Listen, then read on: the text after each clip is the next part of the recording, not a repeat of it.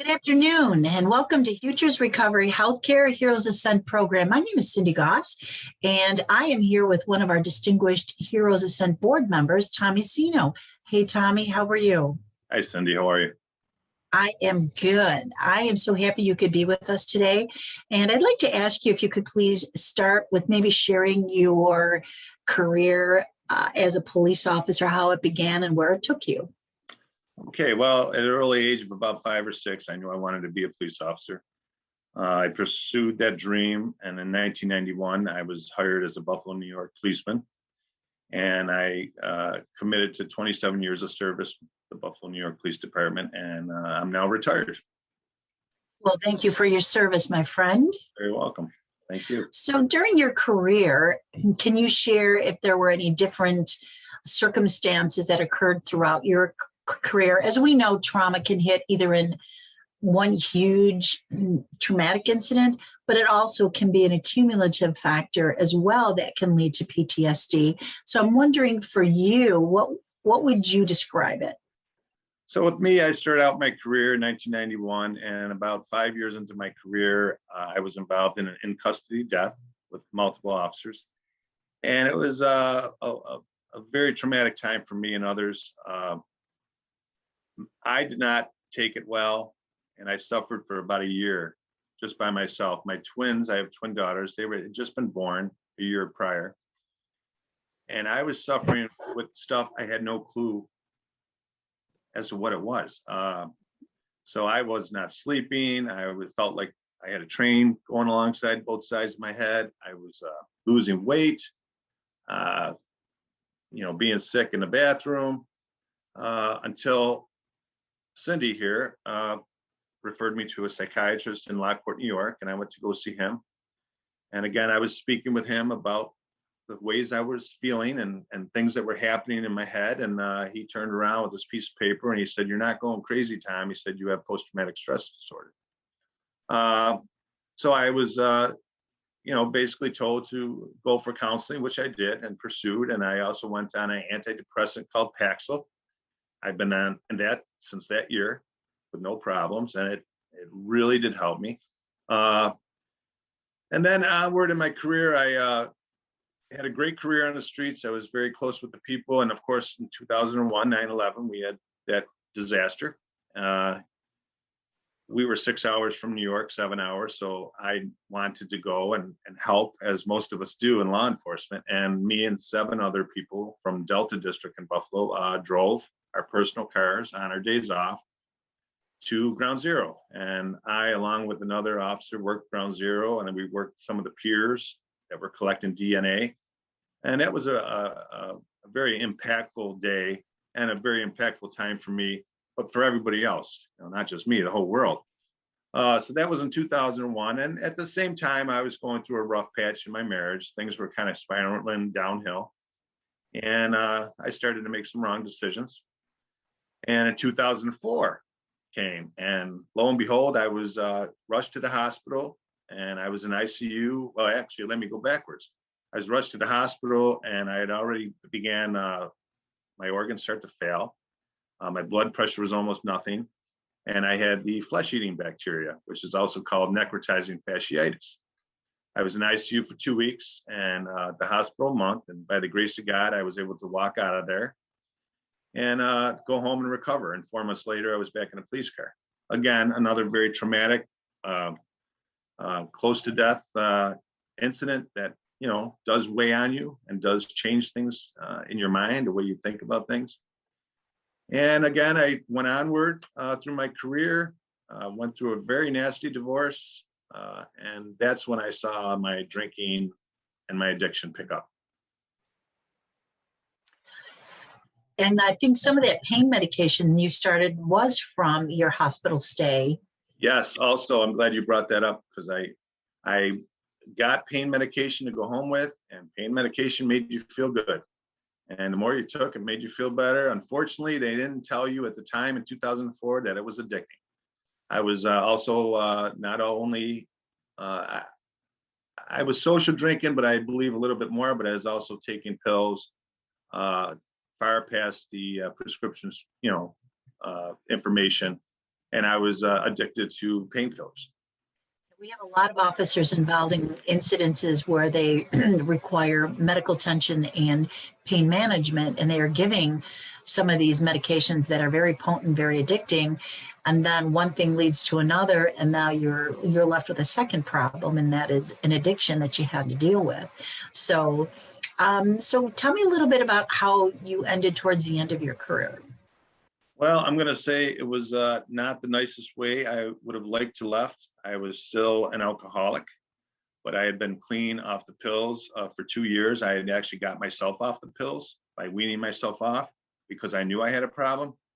The alcohol, I could not stop myself.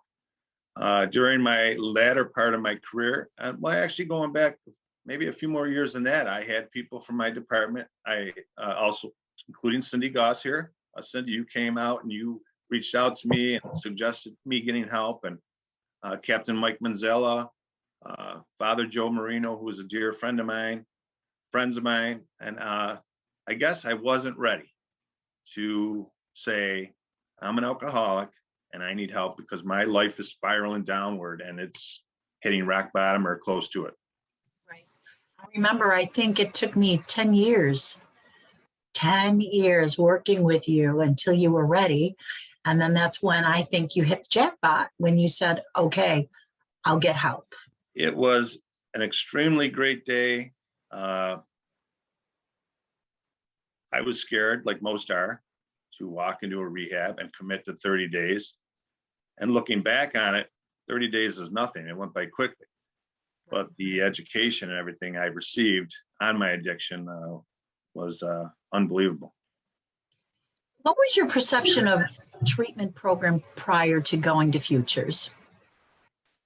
I wasn't sure. It was kind of an unanswered question for me. I had known about rehabilitation centers, and geez, that's a good question. I wasn't sure what to expect, but I was willing to. No, you did know you didn't want to stay local. I did know I did not want to stay local in my environment, and I also knew that I needed to do something in my life to change me and not worry about anybody else in my circle at that point. Because if I'm not right, nobody else around me is right. Absolutely. The first day, we finally convince you. We finally get your attention. We won't share that I had you hog-tied, handcuffed, leg braces on to get you down there, but you did walk in on your own free will into this program. And I'm just looking for what your experience was.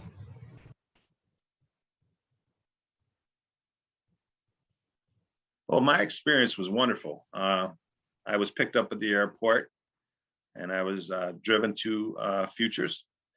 And it was very open, very welcoming, very warm, very beautiful. I was very tired. I'm not going to say I didn't consume alcohol on the plane because I sure did. I don't remember the drive from the airport to the rehabilitation center, but it was a very warm environment. The people were wonderful. They greeted you with smiles, but they also greeted you with knowledge, and they also greeted me with informing me on how things are going to be, and things will get better. You will feel better physically, mentally, emotionally, everything. And yeah, it was a great welcoming. Great. You know, we look today at the high rate of suicide in our country with our law enforcement officers. And one of the high statistics that we have for officers. Look at the stigma attached to asking for help.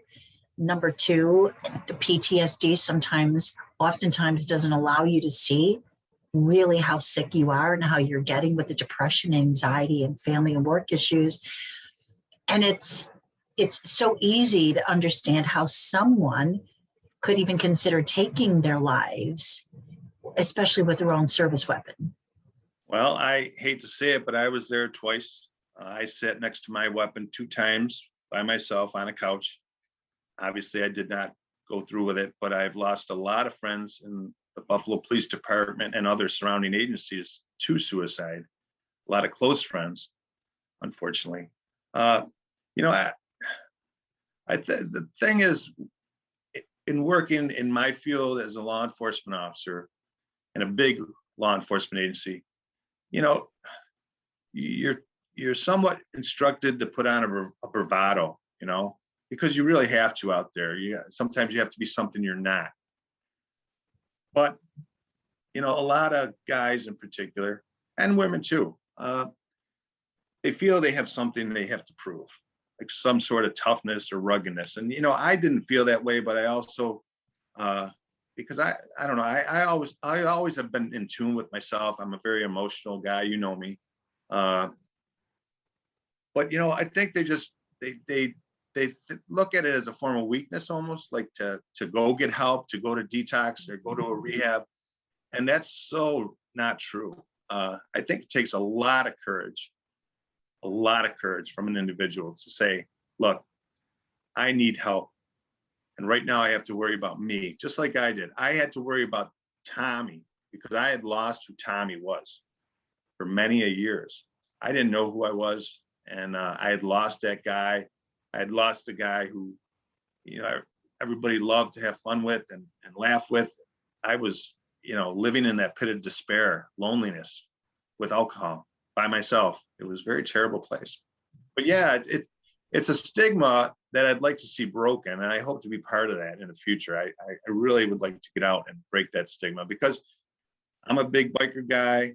I'm a ex-bodybuilder, but I'm a softy at heart. But I'm also a human, and I also have feelings and emotions. And I never really was concerned for myself. I was always concerned about everybody else.